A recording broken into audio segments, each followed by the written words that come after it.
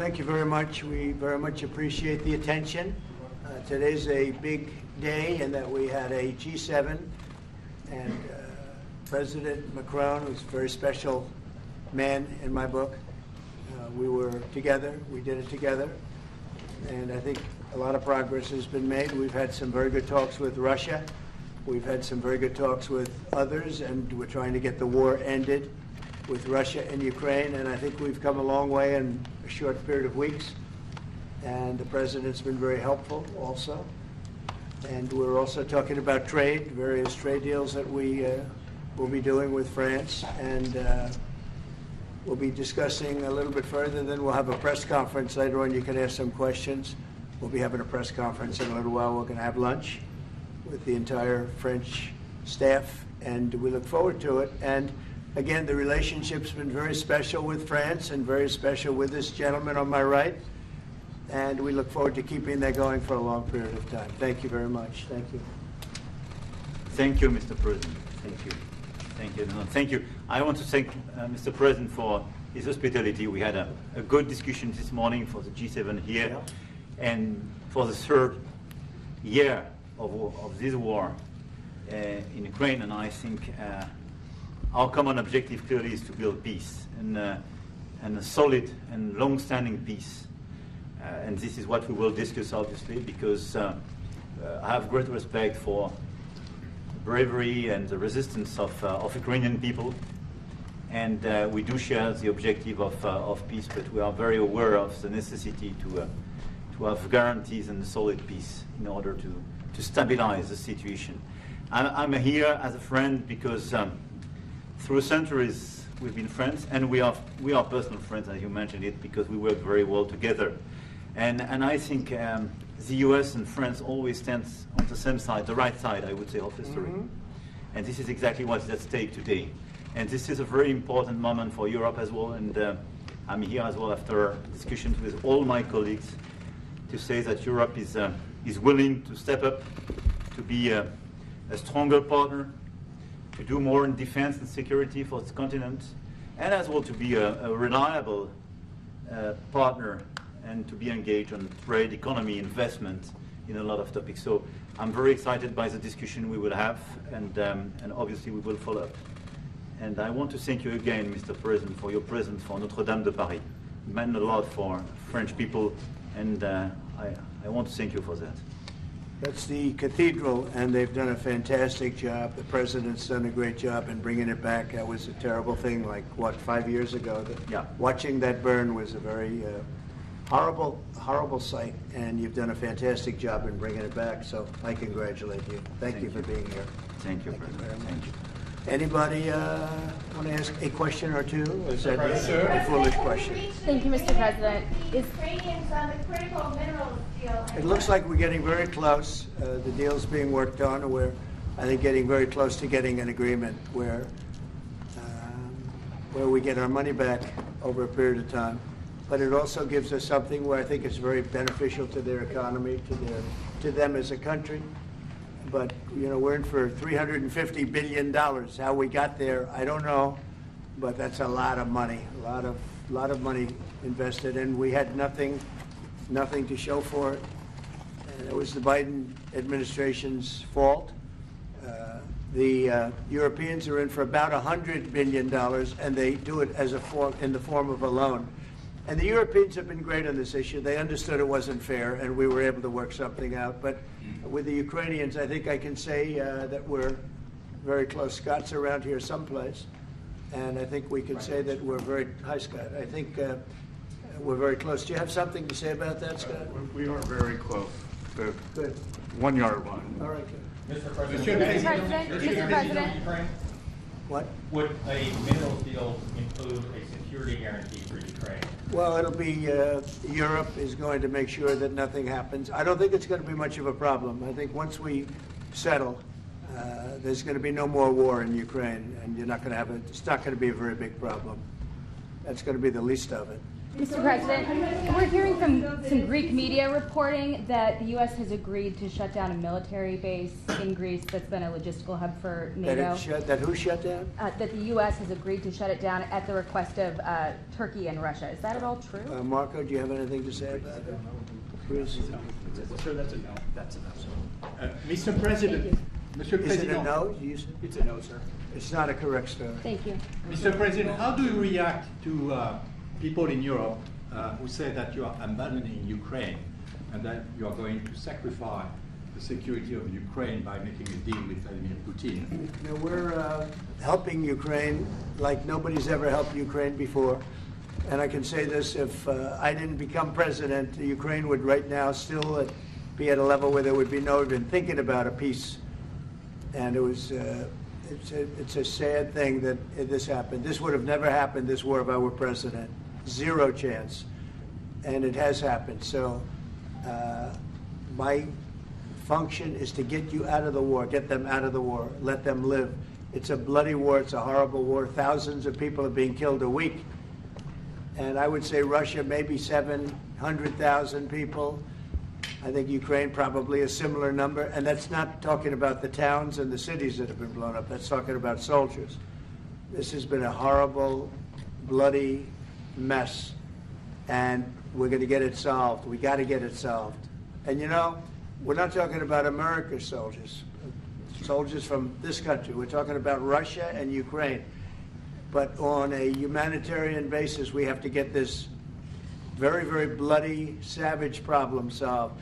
And I will say this also, it could lead to World War III if it's not solved. You know, there'll be a point at which it's not going to stop at those two countries. Already there's such involvement from other countries. And it could really lead to a very big war, World War III, and we're not going to let that happen either.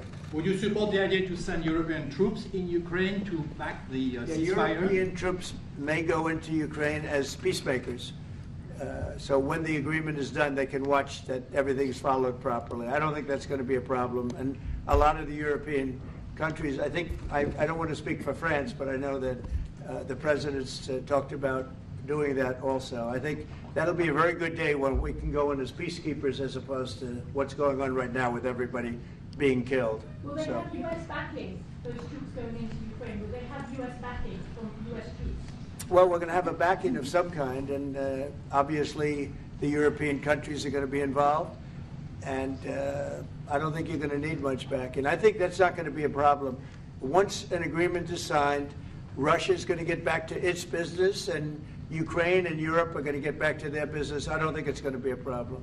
Mr. President, you talk about will you Doge? meet with President Zelensky soon? What? Will you meet with President Zelensky soon?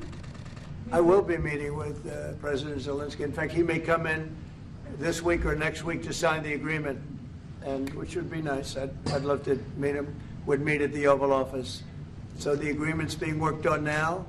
They're very close to a final deal. It'll be a deal with rare earths and various other things, and he would like to come, as I understand it, here to sign it, and that would be great with me. I think they then have to get it approved by their council or whoever might approve it, but I'm sure that will happen. Monsieur le Président Macron, est-ce que vous pouvez commenter I'll ce qui a be été dit par meeting le with président? President Putin also, yes. I don't know when we speak. We're trying to get this thing worked out, but yeah, at some point I'll be meeting with President Putin too. Monsieur Macron, s'il vous plaît, est-ce que vous pouvez nous dire quelques mots en français? Mr. I President, can say a few words in French. No, le président l'a dit, je pense que c'est un moment important. C'est un moment important de la discussion. On veut bâtir la paix en Ukraine et le bilan qui a été rappelé, une réalité, il y a d'1 million de morts et de blessés depuis le début de ce conflit et de cette guerre d'agression. Notre volonté, c'est que cette paix dure, parce que nous avons déjà eu un cessez-le-feu et une paix qui n'a pas été respectée. C'était les accords de Minsk, 1 puis 2. Et donc le corps de cette discussion, c'est de s'assurer d'abord qu'il y ait un cessez-le-feu, ensuite que les Ukrainiens soient impliqués. Et je pense que ce que vient de dire à l'instant le président Trump est très important, c'est-à-dire qu'il va rencontrer rapidement le président Zelensky pour signer cet accord sur les minerais critiques et les terres rares, et que c'est aussi un moyen d'avoir une implication américaine forte. Les Européens sont prêts à prendre leur charge sous des formes diverses de soutien à l'armée ukrainienne, de présence, y compris pour pour s'assurer que la paix soit durable. Et l'implication dans la durée des États-Unis d'Amérique à travers cet accord est une bonne chose.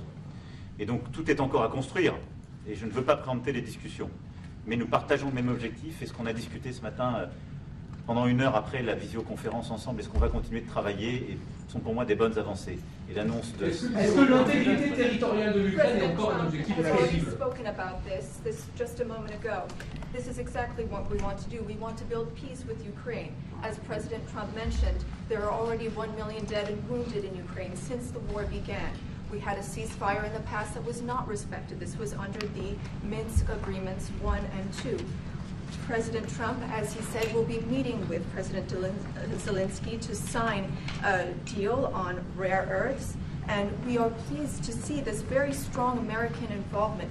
Europe, of course, also stands ready to support Ukraine in various ways, supporting its military. And we don't want to preempt any sort of discussions that are currently underway, but we do share the same objective of building this lasting peace. I just want to tell you a little story. So we were at the Eiffel Tower having dinner with your wonderful wife and with my wonderful wife, and we came out and he started speaking the French deal. And we didn't have an interpreter, and he was going on and on and on, and I was just nodding, yes, yes, yes. And he really sold me out, because I got back the next day and I read the papers. I said, that's not what we said. He's a smart customer, I will tell you that. Sure. Let's give a That was Sir. exactly what we agreed to. Mr. President, you called Zelensky a dictator. Would you use the same words regarding Putin? I don't use those words lightly. I think that we're going to see how it all works out. Let's see what happens. I think we have a chance of a really good settlement between various countries. And, you know, you're talking about Europe, and you're talking about Ukraine as part of that whole situation. The other side has a lot of support also. So let's see how it all works out. It might work out. Look, you can never make up lives. The one thing you can make up the money, but you can't make up the lives. A lot of lives lost. I think probably a lot more lives than people are talking about. It's been a rough war, but I think we're close to getting it solved. Question about Doge, sir. Do you think that Doge could benefit from more streamlined communications? There was that email telling employees to give 5 things that they've done last week. Agency heads then told people to ignore it, but You're Elon talking Musk... about the last email that was Yeah. sent, where he wanted to know what you did this week. You know why he wanted that, by the way? I thought it was great. Because we have people that don't show up to work and nobody even knows if they work for the government. So by asking the question, tell us what you did this week, what he's doing is saying, are you actually working? And then if you don't answer, like you're sort of semi-fired or you're fired, because a lot of people are not answering because they don't even exist. They're trying to find, that's how badly various parts of our government were run by, and especially by this last group. So what they're doing is they're trying to find out who's working for the government. Are we paying other people that aren't working? And, you know, where's all that? Where's the money going? We have found hundreds of billions of dollars of fraud so far, and we've just started. We're actually going to Fort Knox to see if the gold is there, because maybe somebody stole the gold. Tons of gold. Some of the agencies... So I think it was actually, there was a lot of genius in sending it. We're trying to find out if people are working. And so we're sending a letter to people, please tell us what you did last week. If people don't respond, it's very possible that there is no such person or they're not working. Some of the agency heads instructed their employees not to respond because they were waiting on further guidance, but Elon Musk's tweet said a failure to respond would be taken as a resignation. So there's been a disconnect in communications. Yeah. Are you concerned at all about that? No. That was done in a friendly manner. Only things such as perhaps Marco at State Department, where they have very confidential things, or the FBI, where they're working on confidential things. And they don't mean that in any way combatively with Elon. They're just saying there are some people that you don't want to really have them tell you what they're working on last week. But other than that, I think everyone thought it was a pretty ingenious idea. We have to find out where these people are. Who are they? And we said, if you don't respond, we assume you're not around. And that holds, that stands. And you're not getting paid anymore, too. So, you know, we're doing a real job. And we just had a poll come out, I guess the Harvard poll, saying that it's massively popular what we're doing. So. Mr. President, do you still believe in NATO, in the alliance between Europe and America in NATO? Are you going to go to NATO the is summit in June? very much involved in this. When I first got elected at the very beginning, first term, I got hundreds of billions of dollars put into NATO. NATO had no money because they hadn't paid for years. And I said, look, if you don't pay, we're not going to be a part of NATO. We're not going to protect. We're not going to do what we're supposed to do. And we took in hundreds of billions of dollars into NATO. No, NATO is a good thing if it's done properly and if it's used properly. Mr. President, in these days you speak a lot about tariff in Canada, in Mexico, and in Europe. I want to know what is your idea about Italy, if you want to make the same thing in Italy. What? Can you talk up a little louder? In these days... No, louder. Can you talk a little louder? You have a beautiful voice, but you're not...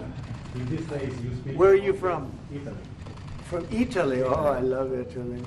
Go ahead. I want to know if you have the same idea with Italy about tariffs. Well, look, I love Italy, and Italy is a very important nation. We have a wonderful woman as your leader, and she was on the conversation today, one that we had, the G7.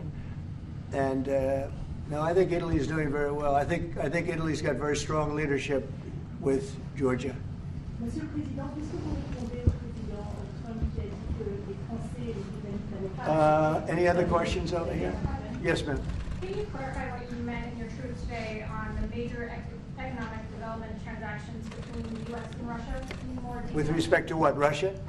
In solving a peace deal, you said there will be major economic development transactions which will take place between the United States and Russia. Yeah, we're trying to do some economic development deals. They have a lot of things that we want, and we'll see. I mean, I don't know if that will come to fruition, but we'd love to be able to do that if we could. You know, they have massive rare earth. It's a very large, it's actually the largest in terms of land. It's by far the largest country.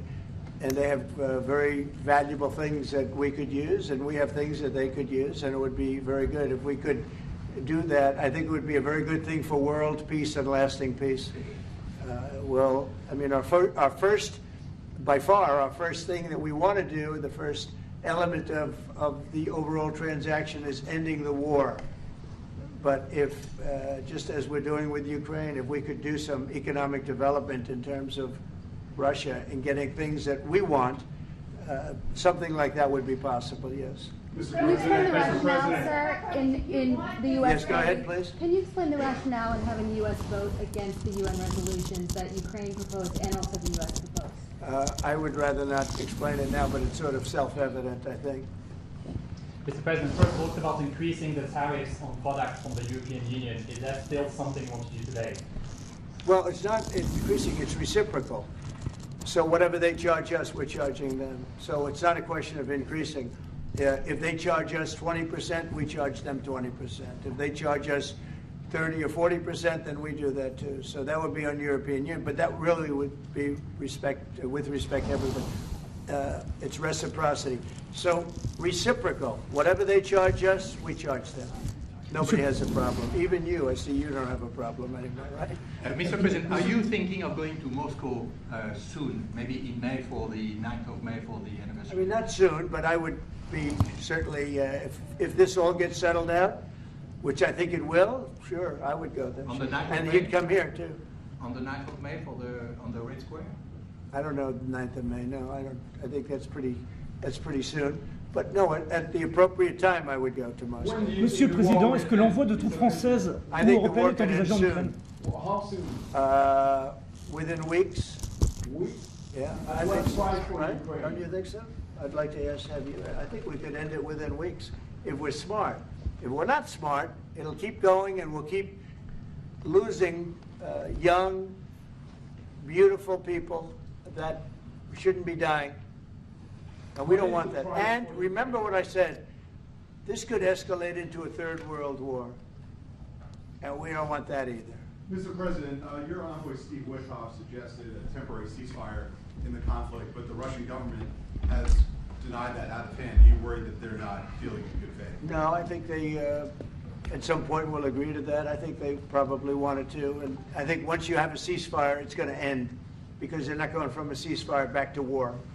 I think people have had they're full. I'm just glad I was able to help because there was no communication with Russia until I came along. Biden didn't communicate. He couldn't communicate with his own child. So Biden didn't communicate. He couldn't. It was terrible. He hadn't spoken to Putin in 3 years. You're trying to end a war. People are being killed. Every week, thousands of people are being killed. Soldiers, in this case, mostly.